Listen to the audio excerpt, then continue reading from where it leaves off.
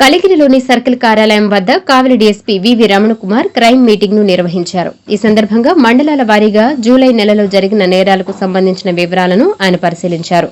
ప్రజలకు మెరుగైన సేవలు అందించేందుకు జిల్లా ఎస్పీ అజితా వేజెండ్ల ఆదేశాల మేరకు అన్ని విధాలుగా కృషి చేస్తున్నామని తెలియజేశారు.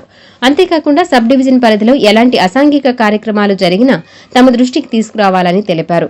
సాధారణ నెలవారీ క్రైమ్ మీటింగ్ లో భాగంగా కలిగిరి సర్కిల్ కార్యాలయంలో నిర్వహించామని ఆయన తెలిపారు. ఈ కార్యక్రమంలో కావలి సబ్ డివిజన్ పరిధిలోని సీఏలు, ఎస్ఐలు పాల్గొన్నారు.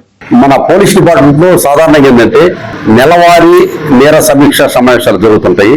దానిలో భాగంగా మన కావలి సబ్ డివిజన్ సంబంధించి నేర సమీక్ష సమావేశం అంటే మన జూలై నెలలో నమోదైన కేసుల యొక్క పురోగతి ఏంటి, ఇంకా వాటిలో ఏం చేయాలనే ఇన్స్ట్రక్షన్ ఇస్తాను గాను కావలి సబ్ డివిజన్ సంబంధించి సీఏలు కానీ ఎస్ఐలు కానీ అంటే ఇన్వెస్టిగేషన్ ఆఫీసర్స్తో మనం ప్రతి నెల కూడా కావలి సబ్ డివిజన్ హెడ్ క్వార్టర్లో పెడుతుంటాం. కానీ ఈసారి ఏంటంటే ఈ కలిగిరి అనేది వాస్తవంగా మన కావలి సబ్ డివిజన్ మొత్తం సెంటర్ పాయింట్. ఇటు సీతారాంపురం, ఉదయగిరిని చూసుకుంటే, ఇటు అల్లూరు దగ్గర చూసుకుంటే మొత్తం 14 పోలీస్ స్టేషన్లు కూడా ఇది సెంటర్ పాయింట్ అవుతుందా.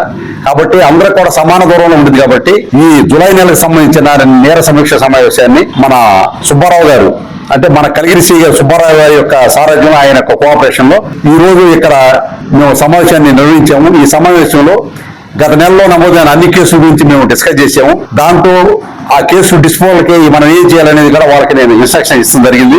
అదేవిధంగా పబ్లిక్ ఏంటంటే మీరు పోలీస్ స్టేషన్కి వచ్చేటప్పుడు మీ యొక్క రియల్ సమస్యలు అంటే లేని ఉన్నట్టు కాకుండా ఏదైతే వాస్తవ సమస్యలు ఉంటాయో ఆ వాస్తవ సమస్యలను మీరు రిపోర్ట్ రూపంలో పోలీస్ స్టేషన్ ఇస్తే, అది కానీ కాగ్నిజెన్స్ ఉంటే అంటే కాగ్నిజబుల్ కేసు అయితే మా వాళ్ళు వెంటనే కేసు నమోదు చేసి దర్యాప్తు చేస్తారు. కాబట్టి శాంతి భద్రతలు కాపాడే విషయంలో కూడా, అదేవిధంగా సాంఘిక దురాచారాలు అంటే కోడి పందాలు, పేకాటలు ఇలాంటివి జరగకుండా కూడా ఇలాంటి విషయాల్లో పోలీసులు యొక్క చర్యలకి ప్రజల నుంచి మద్దతు కావాలి. ఏంటంటే ఏదన్నా ఇలాంటి సమాచారం ఉంటే మాకు వెంటనే తెలియపరచని కోరుతున్నాం. Okay, thank you.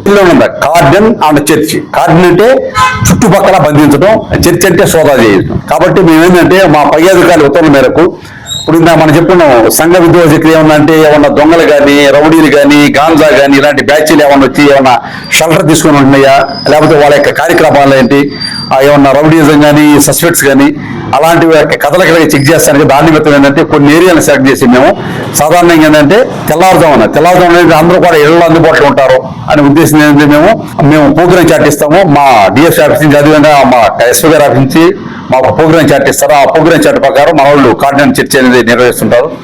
దాంట్లో కూడా ఇప్పుడు రిజిస్టర్ డాక్యుమెంట్లు సరిగా లేని వెహికల్స్ కానీ, లేకపోతే ఆటోలు కానీ, కార్లు ఇలాంటివి సీజ్ చేస్తారు. అవి అయిన తర్వాత వాళ్ళు మా బండి దీనికి సంబంధించిన కాగితాలు ఉన్నాయని చెప్పి కరెక్ట్గా ఫర్ఫెక్ట్ చేస్తే వాటిని చూసి రిలీజ్ చేస్తుంటారు. అదే నేను ఈ విషయంలో ప్రజలు చెప్పేది ఒకటి, మీ ఏరియాలో లేదా మీ యొక్క కాలనీలో ఎవరన్నా కొత్త వ్యక్తులు సంచరిస్తున్నా సరే, వాళ్ళ యొక్క మూమెంట్లో అనుమానాస్పదం ఉన్నా సరే వెంటనే మీ దగ్గరలో ఉన్న పోలీసులకి తెలియపరచుకుందుకు కోరుతుంది.